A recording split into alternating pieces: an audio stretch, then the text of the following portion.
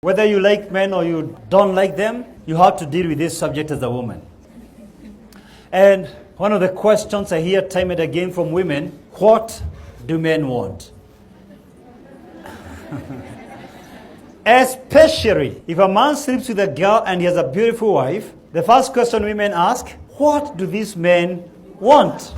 What are they looking for? Saying that men and women are different is an oversimplification of a complex story. And no matter how much you try to impress a man, no matter how sensitive you try to become to his needs, there is something about the male experience that you cannot hack.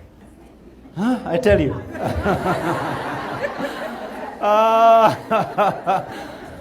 I don't want to pretend that the list I'm going to share with you tonight is exhaustive, but I think it will form a basis because I'm limited by time unless you promise me you're willing to stay until midnight. Here's the deal. Let me share with you just 4 things that men want. In fact, what I want to share with you are some 4 S words that men want. Some 4 S words. Of course, when you say S word, women have already decided what is the S word. You see, your heads begin to roll ahead of the speaker. What do men want? The first S. Success.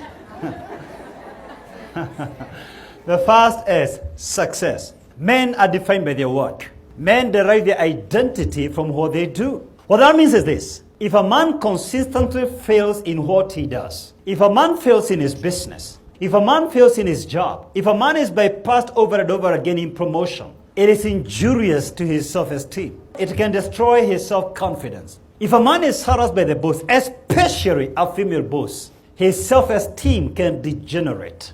That's why, strange as it may sound to your intelligent ears, it is dangerous to marry a man who doesn't have a job. Let me explain before you throw stones.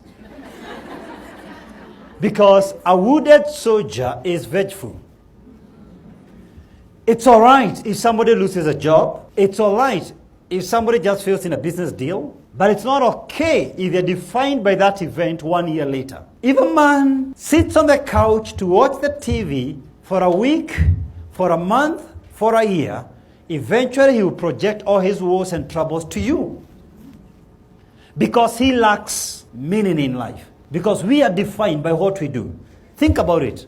Anything you think about me right now has everything to do with my job. If you remove the work I do, I'm a shell. There's no Kenya Nganga. What brought you here is not how I'm dressed. What brought you here is not my height. What brought you here is not my degrees.